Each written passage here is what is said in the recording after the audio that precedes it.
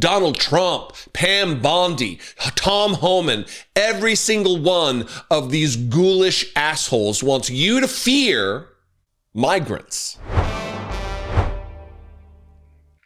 Merry Christmas. Merry Christmas, unless I guess you are United States citizen Dulce Consuelo Diaz Morales, 22 of Maryland. For how long have I been saying that we need to be watching out for our community members, and that the kidnapping of people off the streets is obviously problematic, and that it's not just immigrants, legal or otherwise, who will be the targets of this fascist administration, the regime that Donald Trump rules, the white supremacist effort to make the United States a white ethno state. I've said this a lot. And here we are. It seems as though a United States citizen has been deported from the United States, a thing that's not even a thing. When people talk about deportation, and they use the word deportation around citizenship, people, naysayers or actually types will say, well, actually, you can't deport a United States citizen, so don't use that word. Well, what word do you use? Kidnapping and expulsion? Disappearance of a United States citizen? Because that is what we're looking at again for Dulce Consuelo Diaz Morales. They've presented a birth certificate, and the government says, oh, that's not real. A judge says, do not deport this woman. The DOJ says, or the DHS says, we're going to do it anyway, because we are a lawless fascist administration and Donald Trump calls the shots. Courts have nothing to do with this. We are above the power of the American judiciary. Here's a tweet from the American Immigration Lawyers Association. It's on Blue Sky. Everything's a tweet. Quote, her family has now been told she has been deported despite U.S. District Judge Brendan Herson ruling Thursday that she could not be deported pending a hearing. Attorney said Monday they have confirmed with the hospital she was born in Maryland. Being born in the country makes you a citizen, no matter what your ethnicity is, no matter what your lineage is, no matter what Donald Trump thinks about it.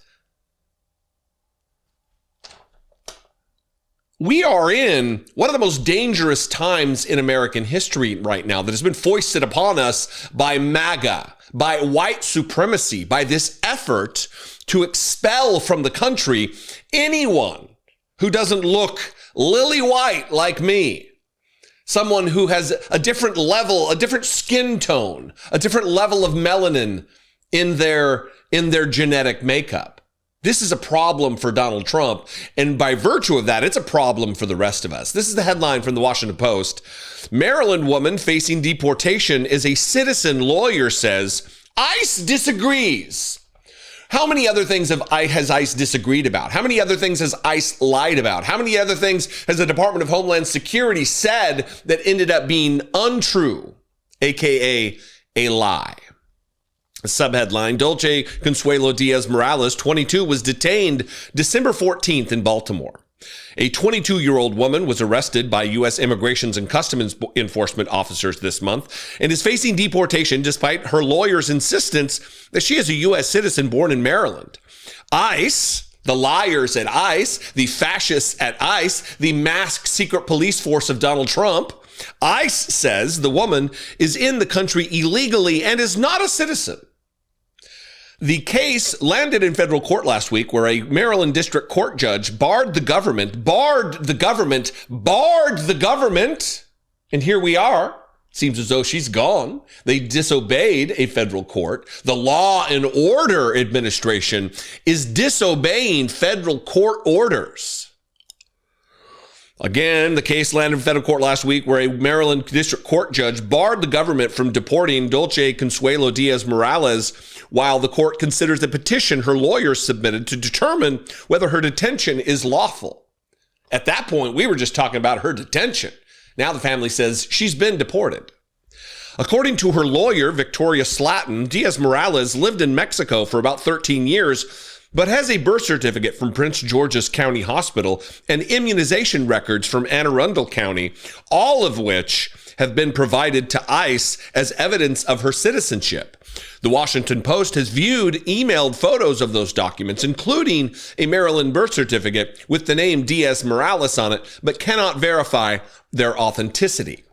Affidavits of multiple people who were at the hospital following Diaz-Morales' birth were also sent to ICE, said Slatton, whose pleas for the woman's release have gone viral on social media. Now, of course, the Washington Post reached out to ICE, to the Department of Homeland Security, for comment, and the person who responded is Tricia McLaughlin. You might recognize Tricia from her many Fox News hits where she goes on to lie. She's the DHS spokes garbage person over there. And it is amazing to me that the media still is reaching out to these spokes garbage individuals for comment when knowing, or at least you would think they would know, that they're only going to be lied to. The truth will not be given. A reasonable explanation will not be given. It is just lies in the moment to cover their ass. And her response, Tricia's response, is nothing short of remarkable, because they don't even have the right person's name that they're talking about. The Department of Homeland Security, using a different last name for Diaz-Morales, said she was in the United States illegally. Quote, Dulce Consuelo Madrigal Diaz is not a U.S. citizen. She is an illegal alien from Mexico, Department of Homeland Security spokeswoman Tricia McLaughlin said in a statement emailed to the Post. She did not provide a valid U.S. birth certificate or any evidence in support of her claim that she is a U.S. citizen. Well, why would you not wait and let the judge make that determination, Trish? Huh? Well, you're just going to, due process is just in your hands alone, in Donald Trump's hands alone, in the ghoulish fascist Kristi Noem's hands alone. But you don't need a court. You don't need adjudication. That's not your claim, your lies is not due process. But I think you know that. On December 14th, ICE arrested this illegal alien. This is a continuation of the statement, by the way. On December 14th, ICE arrested this illegal alien in Baltimore. On October 20th, 23, when CBP encountered her near Lukeville, Arizona, Madrigal Diaz claimed she was a citizen of Mexico and was born on October 18th, 2003. McLaughlin did not answer questions about where Diaz-Morales, who has a 5-year-old son, was being held, or whether she had already been deported. DHS did not respond to specific questions sent Tuesday about why it had determined the birth certificate and other documents sent by Diaz-Morales' lawyers were not valid. The department also did not answer a question asking whether there was a mistake or misunderstanding about the documents that resulted in Diaz-Morales' arrest. You're not safe. You're not safe if you're a white American citizen, because fascism always needs a foil, always needs an enemy, always needs a struggle against the unknown that you need to be afraid of. This unknown menace that is causing your life to be hard. That's what Donald Trump wants. He wants you, the Heritage Foundation, Tricia McLaughlin, Kristi Noem, Donald Trump, Pam Bondi, Tom Homan, every single one of these ghoulish assholes wants you to fear migrants, brown citizens, black citizens. They're doing it right now with the Somali population. They did it during the campaign with Haitian populations. The populations that they are acting like are abused globally and they're allowing to come in here under the auspices of asylum are white South Africans. So save your fairness and charity for someone other than this administration. Save your benefit of the doubt, and this is rhetorical. I don't think the bulk of my audience has any benefit of the doubt for Donald Trump and this administration, but save it if you're out there and you have some sympathies for what's taking place. This is not anything other than white supremacy under color of law. They are abusing, they are kidnapping, in some cases they are murdering. Dozens of people have died in ICE custody this year alone. The Republican Party wants to act like being an American is something special and wonderful and magical. I think what they mean is being a white American is something special and magical and wonderful. Maybe I should even pare that down a little bit more. Being a white American who wears the racist MAGA hat, that makes you special. If you're a liberal, if you're on the left end of the spectrum, you're not. You're an enemy of the people, according to Donald Trump. This ideology needs to be rooted out. It is dangerous. It is disgusting. It is vile and reprehensible. It is not equality. It is not aspirational based on that which has been enshrined in our Constitution through the original writing and then the amendment process. Equal protection under the law means equal protection under the fucking law. When laws matter, I guess. They don't matter to Donald Trump or this administration. I welcome you to this conversation. Let's have it out in the comments. I would appreciate your participation there. This was what the plan was all along: to stonewall, to stop, to delay, or just refuse altogether. It is no wonder that Donald Trump did not want the Epstein files to see the light of day. Not only have we seen the letter that was within the Epstein files that the DOJ is now seeing was fake. So apparently there's all kinds of fake evidence in the Epstein files. Make it make sense? Not only have we seen that letter from Jeffrey Epstein to Larry Nassar saying that Donald Trump is one of us, Donald Trump also loves to touch the young nubile girls. He's one of us. Not only have we seen that, there's also now a letter or an FBI intake form where someone is reporting that Donald Trump was present when a baby was thrown overboard in Lake Michigan, I believe. We're going to get to that and read it. But there's some scary shit that we're uncovering here. And this is why Donald Trump has been fighting hope against hope, fight against fight, effort against effort to keep these files from the public, because he does not want to be outed as the ghoulish abuser, some of the most heinous crimes imaginable. And look, there's a faction of people out there that think that this particular document is too far-fetched. Oh, come on, people. You don't believe that, do you? Why would you not? With all of the other evidence that we've seen, the birthday card to Jeffrey Epstein, that here's to another year of wonderful secrets, Jeffrey. Enigmas are ageless, Jeffrey.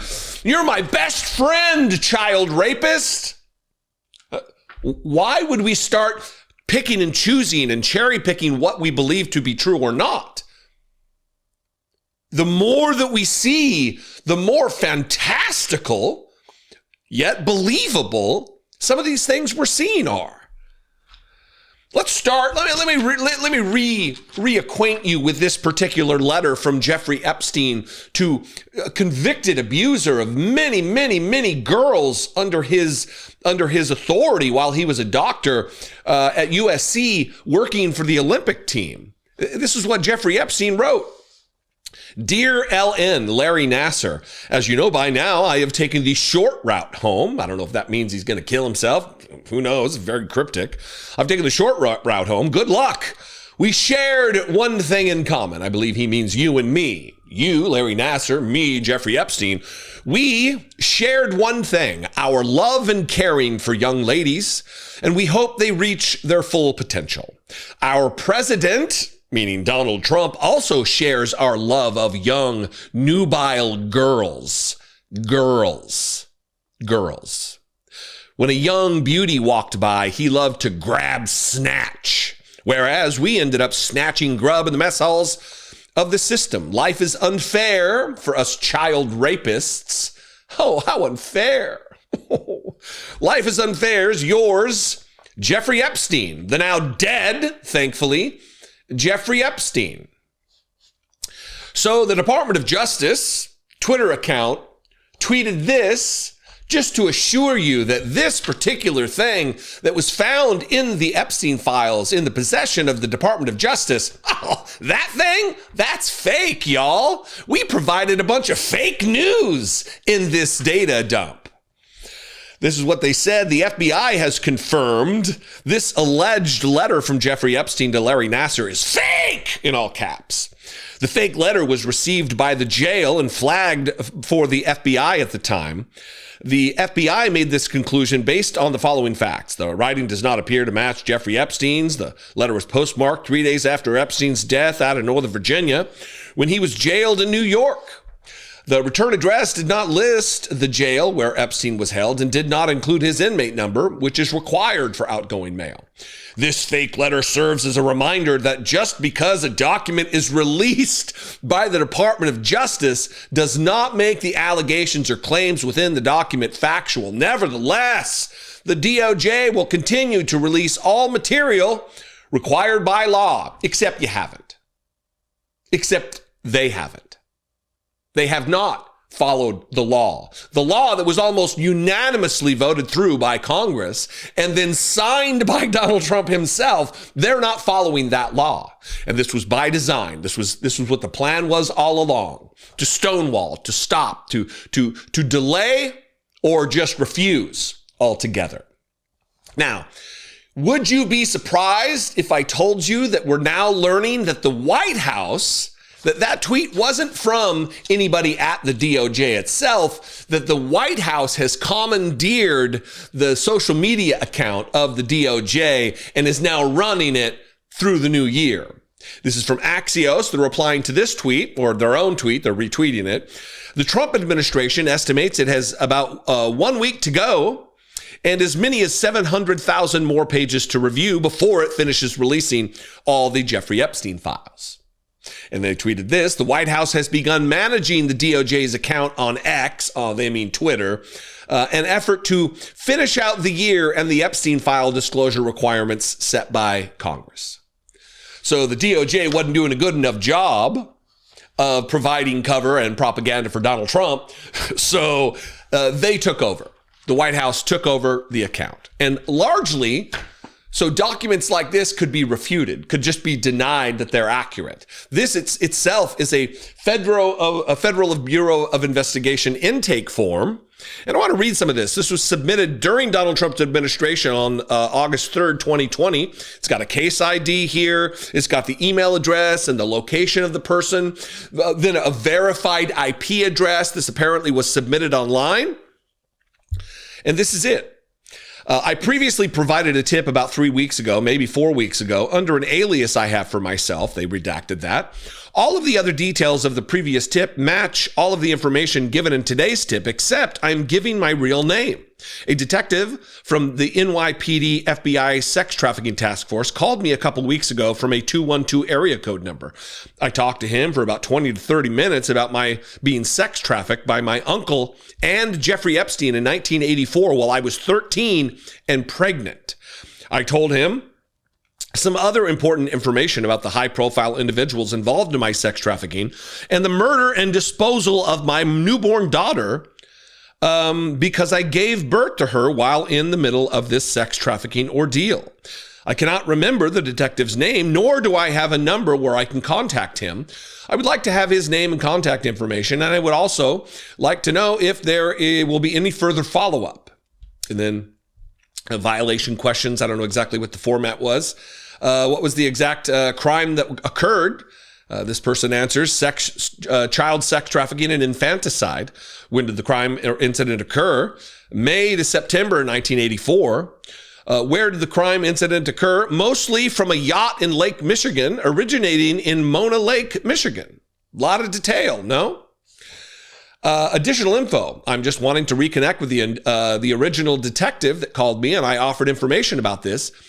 How is the contact known? He was orchestrating a deal along with my uncle where different men and a few women and girls would come to a variety of boats and yachts and pay money to force me to blank with them when I was 13 and pregnant. And then she provided witness information.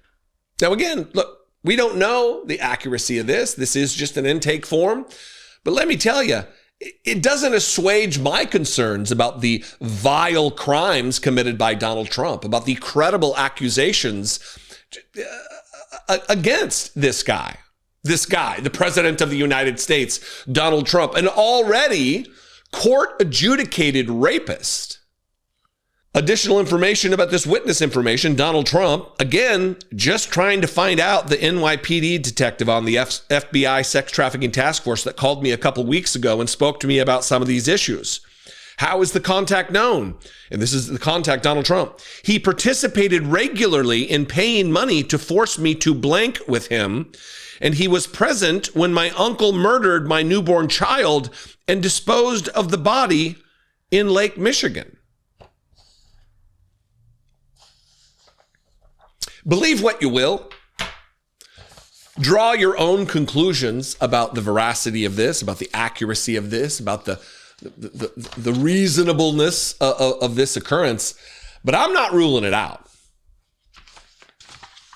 I'm not ruling this out either. For all of the saber rattling and the noise making of MAGA over the course of all of these years, these past years, demanding the Epstein files, demanding justice for the victims, to protect the children, save the children, the QAnon conspiracy, all of that. Where are they now? When it gets a little close to home, all of a sudden, oh, Donald Trump is innocent. This is insane shit.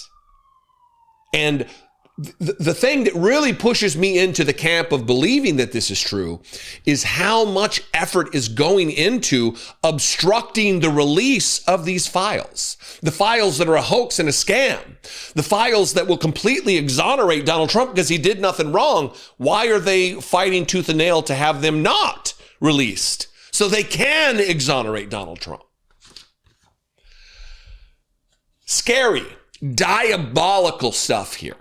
What do you think? I would appreciate your feedback here. Let's have a conversation in the comments about this. You can do it on Facebook or YouTube, where both the videos live natively.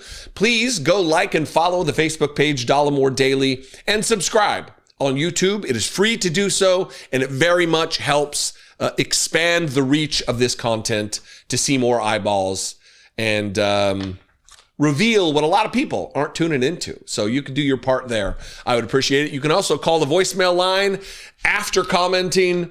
That is 714-576-4054. And of course, as always, you can email me, daily@dollemore.com.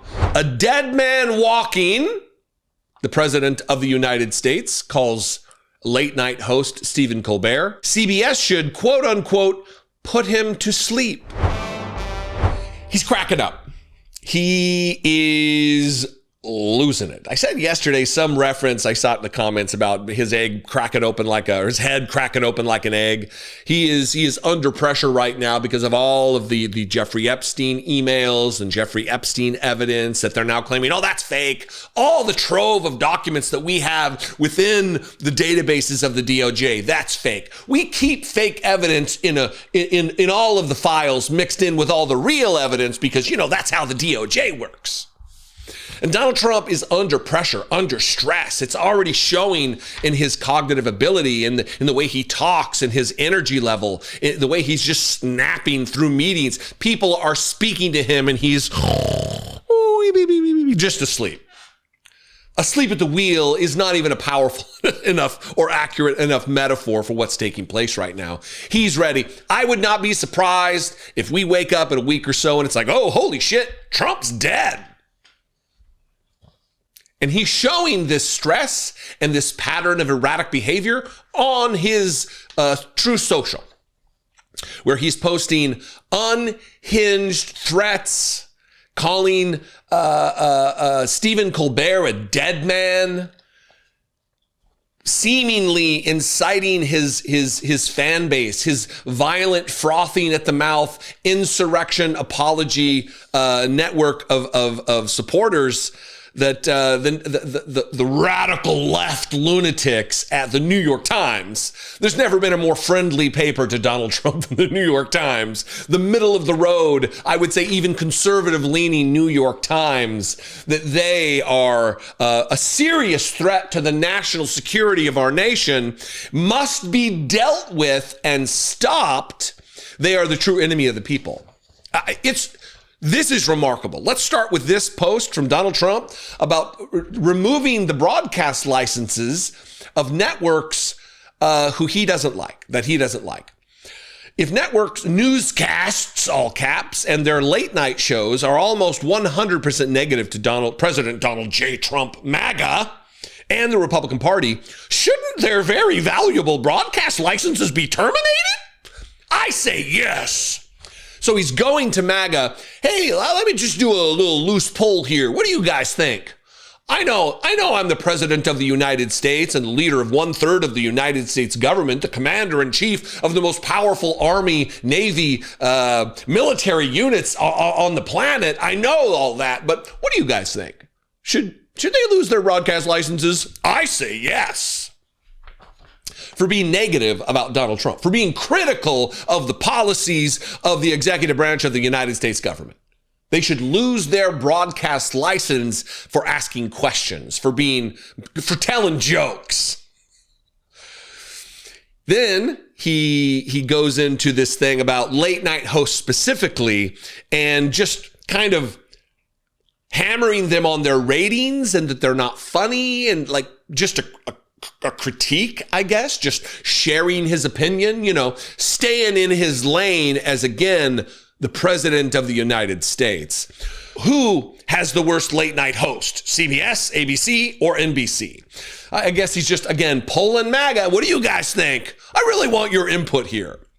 They all have three things in common: high salaries, no talent, really low ratings, says Donald Trump. Just putting that out there, he says. And then here, where he's getting a little bit more ominous about Stephen Colbert, calling him a dead man walking, and that CBS should put him to sleep. This language is obviously chosen for a reason. Donald Trump is toying with, flirting with violent language against Stephen Colbert, and he calls him talentless too, which might be the most offensive thing here because it is an objective truth, a fact that Donald Trump's just going to have to deal with. MAGA's just going to have to deal with, that Stephen Colbert is among one of the most talented broadcasters, comedic voices, hosts in generations. He is an epic, historic talent. So this is where it all falls apart. Stephen Colbert is a pathetic train wreck with no talent or anything else necessary for show business success. Now, after being terminated by CBS, but left out to dry, he has actually gotten worse, along with his non-existent ratings. Stephen is running on hatred and fumes, says a man running on hatred and fumes who can't keep his eyes open for 5 straight minutes during meetings that are of national importance. A dead man walking, the president of the United States calls late night host Stephen Colbert, dead man walking. CBS should, quote unquote, put him to sleep. Now, it is the humanitarian thing to do.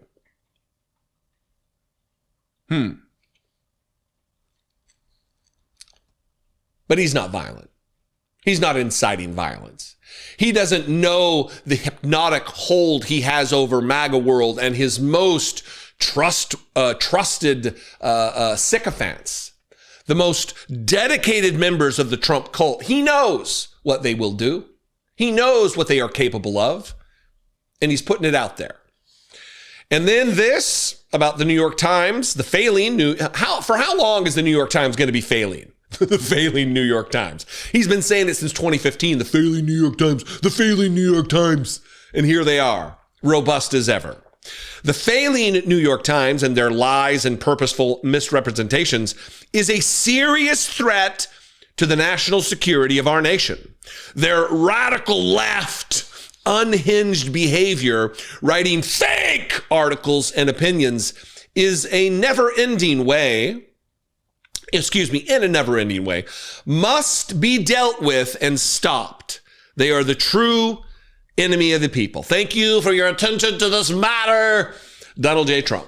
And then, of course, it wouldn't be a pivot, a non sequitur, if we didn't add this last message from Donald Trump. Merry Christmas! Look, I know I'm laughing and I chuckle because Donald Trump is one of the greatest dipshits who ever dipshitted any dipshit shit. Yet this is also dangerous because he's invoking dead words about Stephen Colbert being dead and needing to be put to sleep.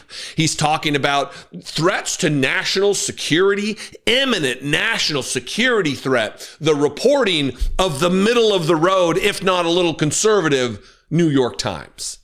He's not talking about some leftist Jacobin newsletter. He's talking about the New York Times. It's like calling Hillary Clinton a radical left lunatic or Joe Biden a radical left lunatic, both of whom might as well be Republicans compared to my politics. Who believes this shit? I mean, dummies, the unwashed, low information horde of rubes who subsist on Fox News and Newsmax and other conspiracy networks. Yeah, they believe it. But normal people don't believe this. Independents don't believe this nonsense. It's only MAGA. It's only the rubiest of red morons who believe what their cult leader says without any examination whatsoever. What do you think? I would appreciate your feedback here. Let's talk about it in the comments. Donald Trump is signal boosting, amplifying, legitimizing someone who went to prison. Maybe I should have led with this story today because it is bananas. Donald Trump posted yesterday on Truth Social a post from a nut, from a conspiracy theorist, just a wackadoo. I'm trying to be PG here. It is psychotic what is taking place in the mind of Donald Trump, who he's elevating, who he's choosing to signal boost. This is a post about the imminent arrest, the necessary arrest of Brian Kemp, the right-wing governor of Georgia. A right-winger, a guy who campaigned with guns, threatening his daughter's boyfriend and shit, like just an absolute maniac in American politics, who just so happened to not back the play of Donald Trump's lie and conspiracy that he won the 2020 election. That he even though Donald Trump was calling and pressuring authorities in Georgia, just find me 11,780 votes. That's all I need to win this state. That's all I need. Just find me these votes. They wouldn't go along with it. Brad Raffensperger, Brian Kemp, they wouldn't go along with it. So he threatened them. And now he's continuing to threaten them with arrest. The president of the United States threatening to arrest not even Democrats, political opponents that way. Right-wing Republicans he's threatening to arrest if they don't go along with his nonsense. And he's using absolute nuts. People who have been imprisoned for sending violent threats against Eric Swalwell. The guy went to this kid, I mean, I don't know how old he is. Not a kid, he's a man. Went to prison for multiple years for threatening to murder, violence against Eric Swalwell, and a host of other insane things. What we do know about this Joshua Hall guy is that he might be the president of the president's fan club. He is all in for Trump. He is just a sycophant, a bootlicking lapdog for Donald Trump, and he loves conspiracy theory. Here's a post, though. Let me go through some of these just to give you an idea who he is before I read this arrest Brian Kemp post. This is something he put on Twitter. When it's all said and done and the history books are written, Donald John Trump will go down as the greatest president in American history. And it's not even close, says Joshua Hall. The late, great Ronald Reagan saw it coming. Here, and I'm not going to read this whole thing. It'll just be on screen. You can pause and read it for yourself. But this is a dangerous post where he's calling for the arrest, right here, the arrest of Brian Kemp and other officials, just fully embracing the lies and conspiracy theories that are unsubstantiated by any evidence whatsoever. Remember in the wake of the 2020 election when dozens and dozens and dozens, I think 60 plus lawsuits were just thrown out of court because they provided no evidence. They were just making claims. Rudy Giuliani making claims, nutty conspiracy theorists making claims. All of the voter fraud that we witnessed came from Republicans trying to buttress Donald Trump against the threat of losing, voting multiple times, filling out other people's absentee ballots. And here we are, Donald Trump sharing this particular post that you're seeing on screen here. I don't know if it's up or if it's a full screen. Thank you, Joshua. Total crooks. Donald Trump is signal boosting, amplifying, legitimizing someone who went to prison. This is his own post talking about it, where he links to a video. You can find it if you want to. You can see the guy's, I'm not going to play this guy's video where he explains it. He admits in it he got shit hammered. He's drunk out of his mind and sends a threatening thing and then acts like he's a political prisoner for facing consequences for it. Exclusive. He loves these emojis, by the way, the light bar emojis, the little siren emojis. Exclusive. The insane real life prison, federal prison story of a pro-Trump activist, Joshua Hall. I spent 3 years in federal prison for a non-credible, intoxicated phone call to Democrat Congressman Eric Swalwell of California. That is one way to categorize it. I would go with what the DOJ said, though. Pennsylvania man pleads guilty to making threats to kill United States Congressman. Damian Williams, the United States Attorney for the Southern District of New York, announced today that Joshua Hall pled guilty. I think it should probably be pleaded guilty. I make that same mistake all the time. Pleaded guilty to a superseding information charging him with making threats to kill a member of the United States Congress. Hall previously pleaded guilty to wire fraud for impersonating family members of the then President of the United States on social media to fraudulently raise funds for a fictitious political organization, quote, the fraud scheme. At the time, Hall made threats to kill a member of the United States Congress. He was on pre-trial release pending sentencing for the fraud scheme.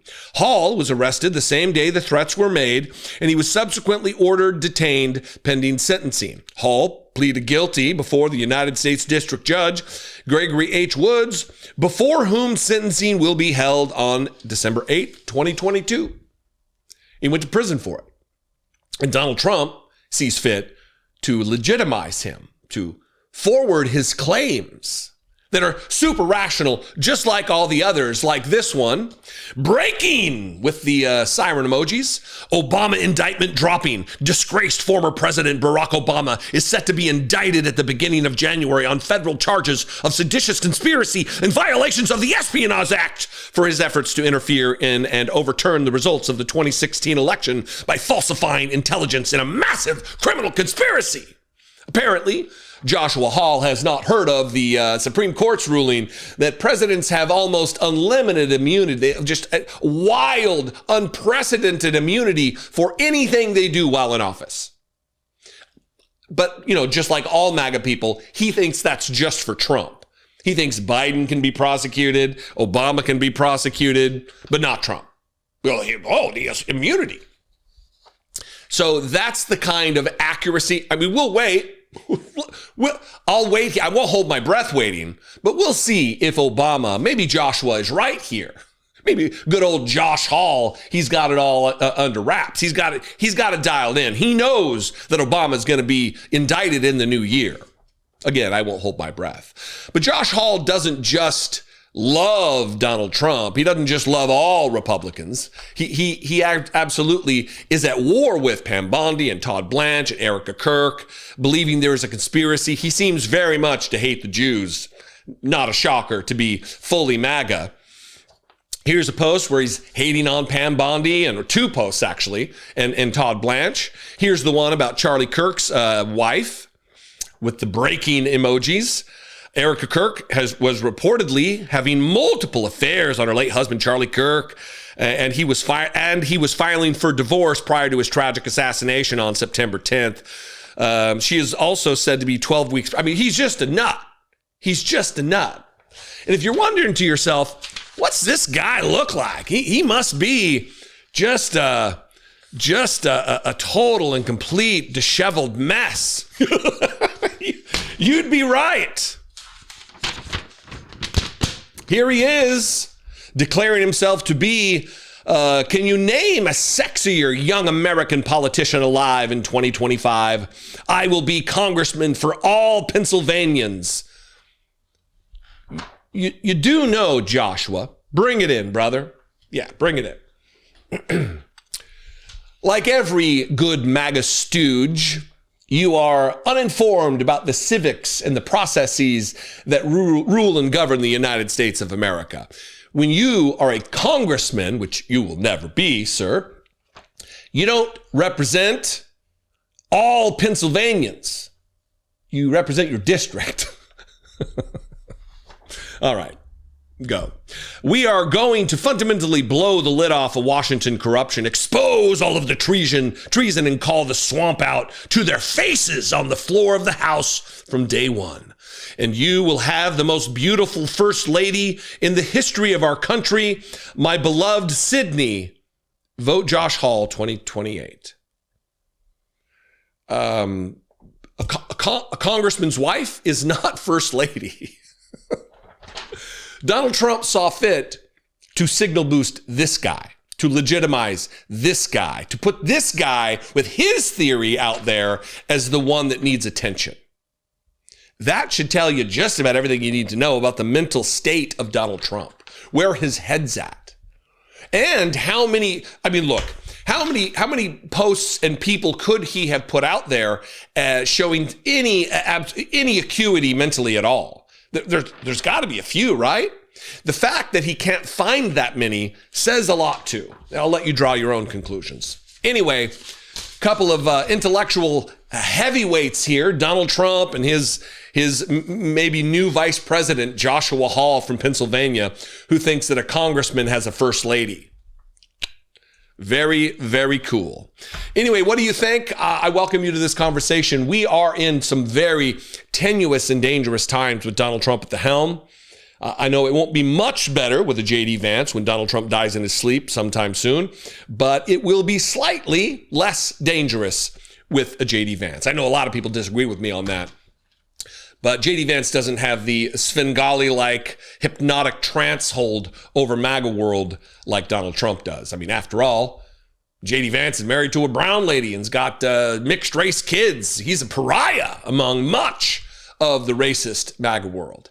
What do you think? Let's have a conversation. She put up this sign which read, "Out of respect to English-only students, there will be no speaking Spanish on this bus." I didn't mean to be racially insensitive or anything. Two things. One, how many times have I said that the Republican Party is the largest, most effective white supremacy organization on the planet? I mean it. I'm right. I am absolutely correct. And I defy anyone to provide evidence to the contrary. Two, here's the evidence of it. One more tick in the column of evidence of that claim. Donald Trump's administration right now is attempting to weaponize equality against non-white people. Weaponize what they consider DEI, which is elevating anybody of color, anybody who's LGBTQ, any woman, anything. Liberal democracy is DEI as far as Donald Trump is concerned. And he is using the weight and force and power of the justice system, of the United States government, trying to make a white ethno-state. Back in February, there was an incident on a school bus in Pennsylvania. I'll get to this. You're going to see a news clip about it, where the bus driver, this old lady, just with her crocodile tears, she got fired because she put up a sign. This sign that says, out of respect to English only students, there will be no speaking Spanish on this bus. Owner management. And she was fired for it because apparently there's some population of Spanish speaking students that ride her bus that she is telling you can't speak the language that you speak. But it's not harming English speakers. It's not demanding that English speakers speak Spanish. It's just English only, even though there's no official language in the United States. It's just another if there's deaf students, can they not sign? Can they not speak in the language that they communicate in? It's just bigotry. It's white supremacy. Anyway, we'll get to this.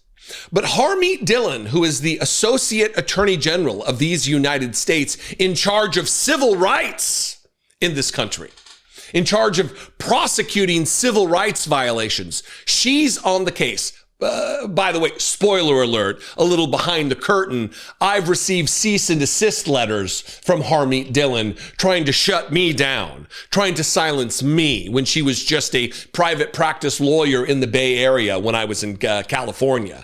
It's great. This is who she is, by the way. I'm gonna show her profile from the article I'm gonna read from first. This is from the Penn Live. Since assuming office, Harmeet Dillon has focused on cases in which the Trump administration has claimed that the anti-demonstration policies have resulted in discrimination against white Americans. You know, the real downtrodden class in America is straight white men. That's who we must protect at all costs. White people have had it so hard for so long in the United States of America, where every single one of our presidents has been white except for one. We've had it real hard, y'all. Just think of the white people. Will someone please take into account the white people? So I don't know where to go from here. Should I let me acquaint you, make you aware of, apprised of the situation that took place in February. Here's an interview with the lady who put up the post, and just really don't get washed downstream by her fake tears and emotion over getting fired for being discriminatory against Spanish speaking students. Watch this from, I want to get the I don't have it here. Whatever, Channel 21 in central Pennsylvania. Here's the news package about the thing. English only. That's part of what the sign said at a Juniata County bus driver's window. She was fired after that. Tonight, she's sharing her side of the story exclusively with us, CBS 21. So we first told you about this in February. That's when the school district investigated all this. CBS 21's Maxine Rose in Mifflintown now with why the driver says it's not exactly the way you think. I do care. I care about a lot. Caring is exactly what Diane Crawford says led her to serve the Juniata County School District and subcontract with Rohrer Bus. I don't know what else to do. I get Medicare and Medicaid now and SNAP. I had to go on antidepressants because of this. Crawford says her contract with Rohrer Bus came to a halt on February 1st after she put up this sign which read, "Out of respect to English-only students, there will be no speaking Spanish on this bus." I didn't mean to be racially insensitive or anything like that. Crawford claims she never got to explain that the sign was put up to encourage safe and respectful behaviors and was directed at a bilingual student who allegedly had a history of riling up other students. I didn't know if he was bullying somebody, telling them to do something they shouldn't do. How do you keep control of your bus if you have no control. The district and Rohrer bus writing in a joint statement today that the investigation had finished quickly after Crawford admitted to installing the note, writing, quote, "The relevant facts of the situation were fully known and discussed among district and Rohrer leadership, and that it was, quote, determined that the conduct did not align with the standards and expectations for student transportation providers." Do you regret making the sign? Maybe I should have worded it different. Maybe I should have said bullying has no bullying in any language, but I didn't mean it to be anything but to correct him. I dedicated everything I had to driving bus. And it was for the kids. I loved the kids. The kids love me. Yeah, pretty gross, pretty sick. This is an attack on children. No English-speaking students were harmed by people speaking another language in their presence. I mean, this is just ridiculous. Like, am I assaulted when I hear people speak other languages around me? Oh my God, what are we gonna do? Get the DOJ in here. Why are you speaking another language that I don't speak? And then I don't know what to do. I'm poor. I'm on Yeah, you know what? Don't discriminate against people. You don't have a right to that job. You don't have a right to abuse children and then demand that you're protected. Well, except that's what the DOJ thinks. The aforementioned Harmeet Dillon tweeted this from her official government account. "This is deeply concerning. I have directed @Civil Rights to open an investigation into this situation implicating DEI wokeness. Exclusive. This bus driver fired for English only sign fires back." And then here is a little bit of more information from Penn Live that really sheds some light on what's going on here. This is the headline: Trump DOJ to investigate Pennsylvania school bus drivers firing over English only sign. The head of the Trump administration's anti-woke legal efforts claimed Sunday that the Department of Justice will open an investigation into Waniata. I don't remember how they pronounced it in the video clip. In this county, school bus driver who was fired for putting up a sign telling students to refrain from speaking Spanish on the bus. Well, that's one way to put it. You could also just say what the sign said, that to English only students, there will be no, out of respect to English only students, there will be no speaking Spanish on this bus. The incident, first reported earlier this year by CBS 12, that was the news outlet, CBS 21, might become the latest in a string of efforts by Harmeet Dillon, the head of the DOJ's Civil Rights Division under President Donald Trump, to reverse course on anti-discrimination issues. In a social media post Sunday that you've already heard, Dillon described the matter as deeply concerning and a situation implicating DEI wokeness.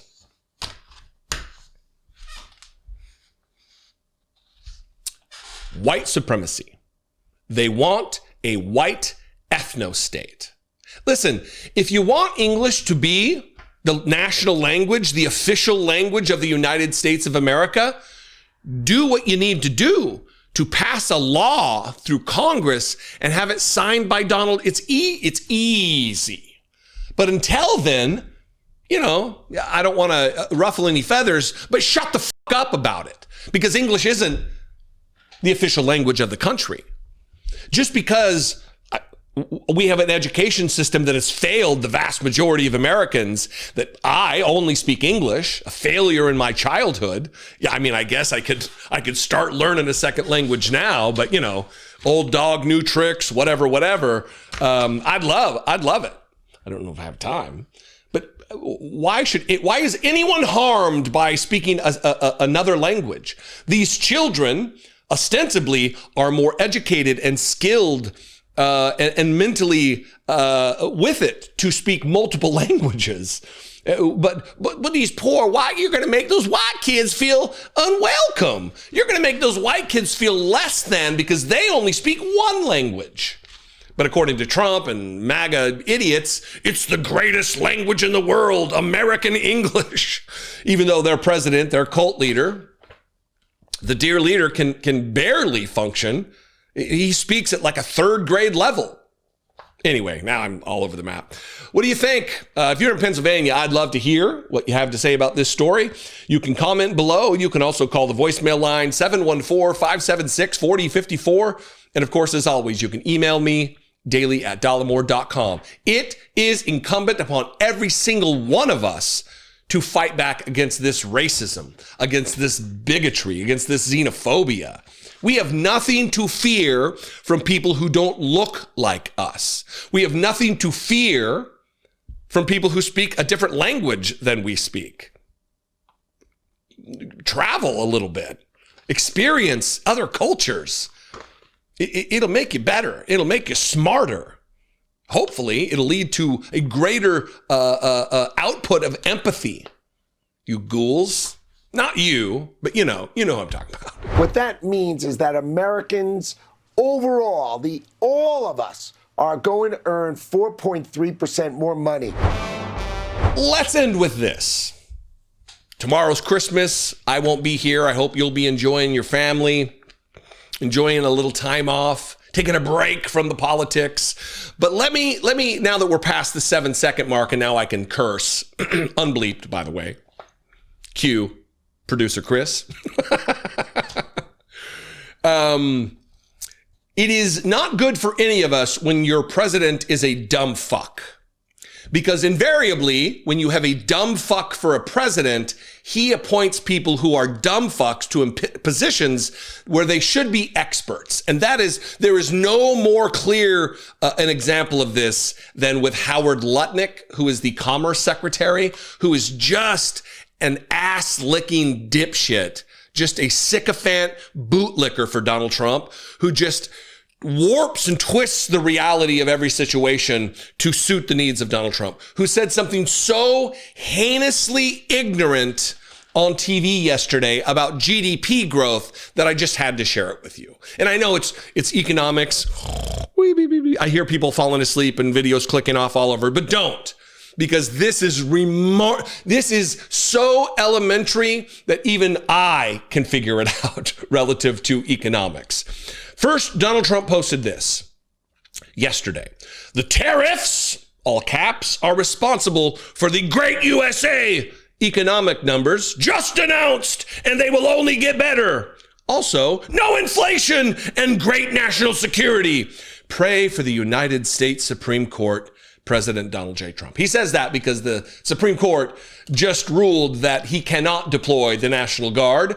It is unconstitutional. It would be illegal. It is outside of his purview as President of the United States to deploy the National Guard to Chicago. In a 6-3 ruling, this radical Supreme Court said, even that is a bridge too far, Donald Trump. So he's like, pray for the Supreme Court. But he's touting the GDP numbers that just came out yesterday. The Commerce Department says that GDP grew 4.3%. The economy grew 4.3%.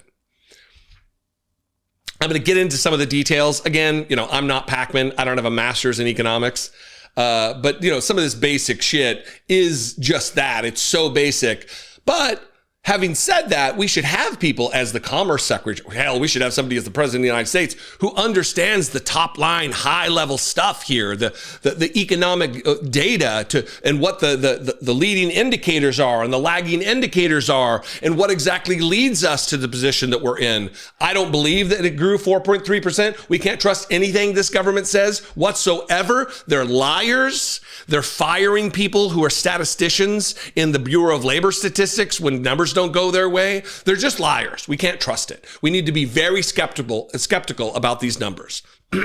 But here, with the B team, the C team, the D and F team over at Fox News, since it's the Christmas season, Howard Lutnick was on the Hannity show, which is being hosted by Kellyanne Conway, Alternative Facts, Kellyanne Conway, saying that because the GDP of the country grew by 4.3%, we're all going to be making 4.3% more money in our paychecks, which is, I think I don't have to say it, not how it works. Where's the Geico lady when you need her? It's not how this works. It's not how any of this works.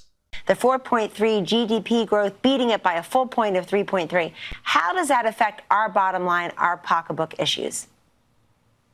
So just think, the whole world out there in the third quarter, the United Kingdom grew 0.1, the European Union grew 0.4, and Japan fell 0.6%, fell 0.6%.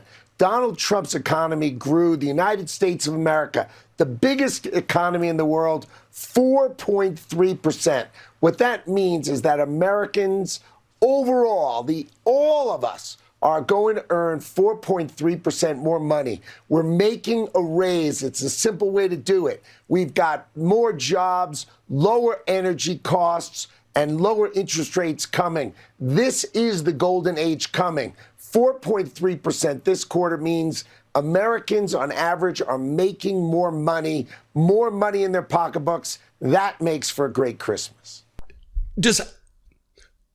I don't understand it. Does Howard Lutnick think that because the economy grew 4.3%, that your boss is going to give you a 4.3% raise because they're going to be making 4.3%?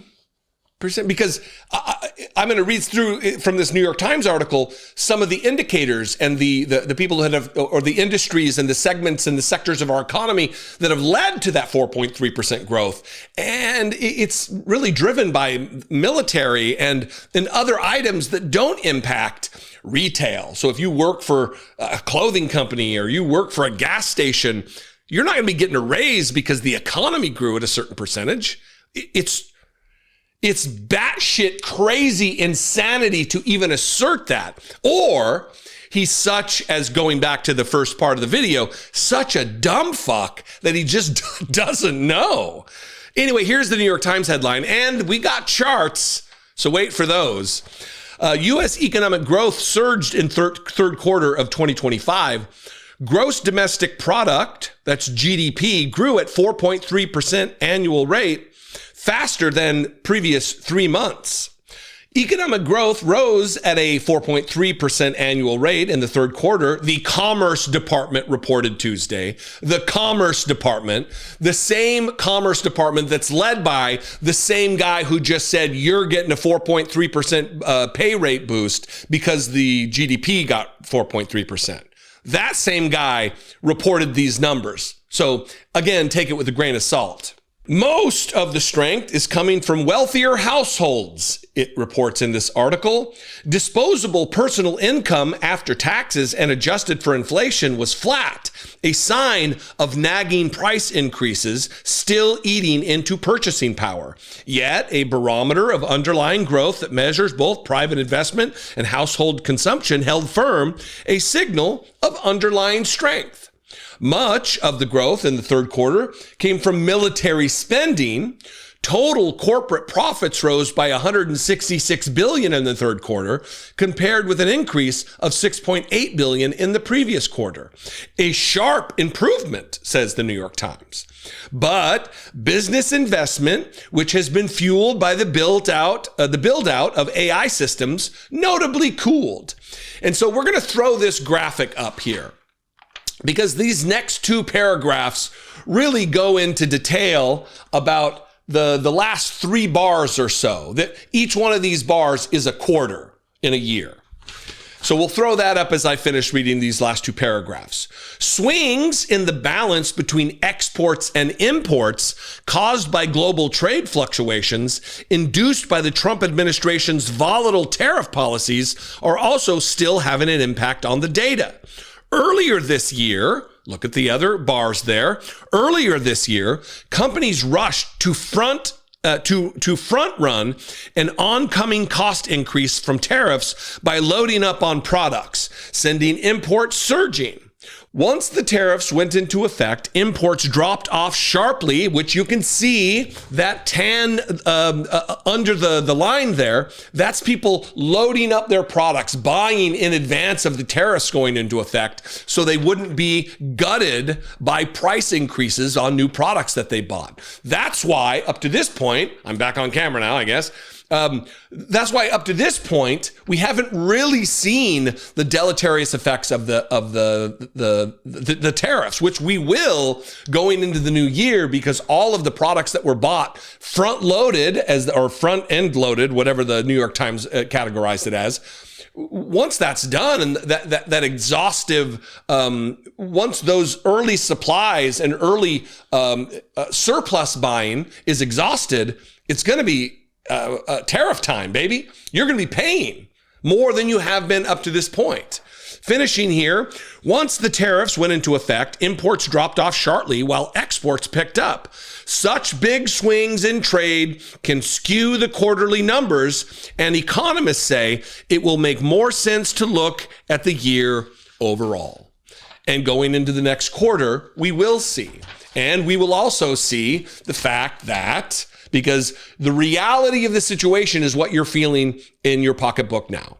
The reality of the situation is how much money you have left over now. And every single one of us knows we're paying more for goods. And it's the sharp increase in inflation is going to be felt once the price increases begin, because of that tan line where people started bulking up in their purchases. Not people, companies, sellers bought before the tariffs took place. So we'll see.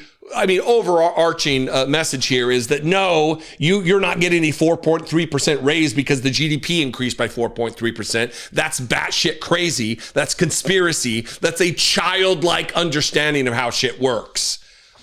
You know, Donald Trump, the child, Howard Lutnick, the child, I guess, since he loves Donald Trump so much. Anyway, what do you think? Probably getting demonetized for all the shit that I just said, but you know, what are you going to do? What are you going to do? Sound off in the comments. You can also call the voicemail line, 714-576-4054. And of course, as always, you can email me, daily@dollemore.com. I love and appreciate you very much. Happy Christmas Eve. Merry Christmas tomorrow. I hope if you celebrate, you have a great, peaceful time surrounded by loved ones. I will be doing that. I'll see you next time. Be genuine. Take care of one another.